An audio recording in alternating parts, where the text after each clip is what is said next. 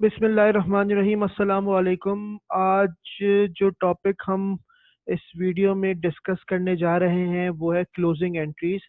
Closing entries जो है वो एक बहुत इम्पोर्टेंट टॉपिक है और ये बीकॉम पार्ट वन की प्रिंसिपल्स ऑफ अकाउंटिंग और उसके अलावा अगर आप प्रोफेशनल स्टूडेंट हैं तो वहाँ भी आप क्लोजिंग एंट्रीज से आपका सामना होता है। क्लोजिंग एंट्रीज क्या होती हैं, कैसे बनती हैं, उसको थोड़ा सा डिस्कस कर लेते हैं।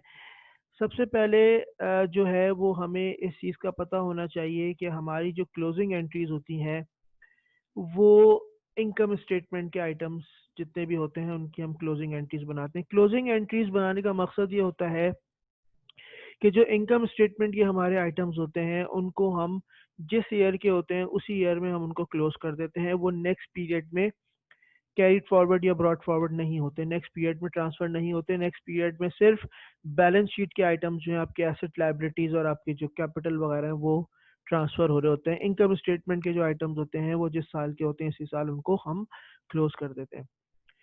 नॉर्मली चार तरह की क्लोजिंग एंट्रीज बनाई जाती हैं। सबसे पहले जो आपके इनकम स्टेटमेंट के क्रेडिट बैलेंसेस होते हैं, सवाल ये पैदा होता है कि अगर डेटा है तो कहाँ से उठाना है। तो अगर मैं BCom part one principles of accounting के हवाले से बात करूं तो अगर हम वर्कशीट बना रही है हमने बनाई है और वर्कशीट के बाद वो आपसे ये कहता है कि आप एडजस्टिंग क्लोजिंग रिवर्सिंग एंट्रीज बनाए, तो फिर क्लोजिंग एंट्रीज का डेटा आप जो वर्कशीट के दो कॉलम इनकम स्टेटमेंट वाले होते हैं, डेबिट और क्रेडिट कॉलम्स, उनसे आप अपना डेटा उठाएं और आप उससे क्लोजिंग एंट्रीज बनाएं। लेकिन अगर उसने वर्कशीट नहीं दी, वो आपसे कह रहा है कि आप क्लोजिंग एंट्रीज पास करें, एडजस्टिंग बनाएं, ट्रायल बैलेंस एडजस्टिंग बनाएं, फिर क्लोजिंग एंट्रीज पास करें, तो फिर आपने ये करना है कि आपने एडजस्टेड ट्रायल बैलेंस तक का काम करना है। वर्कशीट के एडजस्टेड ट्रायल बैलेंस तक का काम करके वहां से डेटा पिक करें और फिर आप जो है अपनी क्लोजिंग एंट्रीज को पास करें। सबसे पहले जो हमारे क्रेडिट बैलेंसेस होते हैं इनकम स्टेटमेंट के, उनको हम डेबिट करके क्लोज करते हैं। क्लोजिंग का जो कंसेप्ट है उसको ये है कि आपने डेबिट को क्रेडिट और क्रेडिट को डेबिट करके क्लोज करना होता है। Sales, purchases, return, purchase discount, merchandise, inventory ending और कोई आपकी अदर इनकम अगर आपके पास आ रही है जैसे कमीशन इनकम, इंटरेस्ट इनकम वगैरह, इनको आप डेबिट कर देंगे। ये मैंने कुछ इमेजनरी डेटा उठाया है और इनका टोटल जो आ रहा है वो 140 आ रहा है। और उसको आपने एक टेम्पररी या नॉमिनल अकाउंट, एक जिसकी जो नॉमिनल अकाउंट, वो अकाउंट्स होते हैं जो ओपन होते हैं और फिर कुछ देर बाद वो क्लोज हो जाते हैं जब उनका जो है वो मकसद पूरा हो जाता है। तो ये नॉमिनल अकाउंट्स कहलाते हैं और यहाँ पर हम एक नॉमिनल अकाउंट ओपन करते हैं जिसका नाम इनकम समरी अकाउंट या expense and revenue summary account होता है, या फिर इसको प्रॉफिट एंड लॉस अकाउंट भी बोलते हैं। तो इसका मकसद ये होता है कि इस अकाउंट के थ्रू हम उस ईयर का प्रॉफिट और लॉस पता करते हैं और फिर इस अकाउंट को भी क्लोज कर देते हैं। ये सारे मैंने यहाँ रख दिए। उसके बाद अगर मेरे पास जो डेबिट बैलेंसेस हैं वो देखिए, नॉर्मली ये एक्सपेंसेस आपके सारे डेबिट बैलेंसेस होते हैं, क्रेडिट करके आप खत्म कर दें। मर्चेंडाइज ओपनिंग ले आए, परचेजेस हो गई, सेल्स रिटर्न, सेल्स डिस्काउंट। अगर कॉस्ट ऑफ गुड्स सोल्ड अलग से आ रहा है, अच्छा अगर कॉस्ट ऑफ गुड्स सोल्ड अलग से आ रहा होगा आपके क्वेश्चन में, तो फिर आपने फिर आपको सवाल में परचेजेस मर्चेंडाइज ओपनिंग नहीं दी हुई होगी। और उसके अलावा अगर merchandise cost of goods sold आता है तो मर्चेंडाइज एंडिंग ट्रायल बैलेंस में होती है, तो फिर उस मर्चेंडाइज एंडिंग को आप इस तरह यहाँ पर आके क्लोज नहीं करेंगे।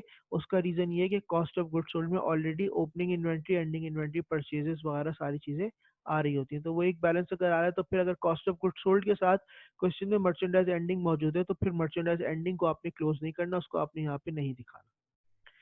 तो ये दो एंट्रीज हो गई। अब लेट सपोज एक 140 इसका टोटल आ रहा है, इसका 70 आ रहा है। अगर आपकी इनकम समरी की क्रेडिट साइड हैवी है, जैसे इस केस में हमारी क्रेडिट साइड हैवी है, अगर क्रेडिट साइड हैवी है तो आप क्या करेंगे, आप जो है वो आपको नेट इनकम हुई और नेट इनकम के केस में आप ये एंट्री पास करेंगे, क्लोज करेंगे अपनी इनकम को कैपिटल में। इनकम की वजह से आपका कैपिटल इंक्रीज हो जाता है, नेट इनकम की वजह से आपका कैपिटल इंक्रीज हो जाता है। अल्टीमेटली आपका इनकम समरी अकाउंट आपके कैपिटल में जाके क्लोज हो गया 70 रुपीज से। लेकिन अगर आपकी इनकम समरी की डेबिट साइड हैवी होती है, हैवियर साइड होती, तो फिर आपको लॉस होता है, नेट लॉस होता है, और नेट लॉस की ये एंट्री पास होती है, capital debit income summary account credit. Loss आपके कैपिटल को रिड्यूस करता है और जब कैपिटल रिड्यूस होता है, डिक्रीज होता है, तो वो डेबिट साइड पे आता है। तो ये और के साथ है, या ये बनेगी या ये बनेगी। और अगर क्वेश्चन में ड्राइंग्स गिवन है तो ड्राइंग्स को भी आपने अपने कैपिटल में ट्रांसफ़र कर देना है। ड्राइंग्स भी आपके कैपिटल को रिड्यूस करती हैं। तो ड्राइंग्स की नॉर्मल एंट्री बन रही होती है, ड्राइंग्स डेबिट कैश या परचेजेस या मर्चेंडाइज क्रेडिट हो रही होती हैं। जब हम उसको क्लोज करते हैं तो ड्राइंग्स को क्रेडिट करके और कैपिटल को डेबिट कर देते हैं।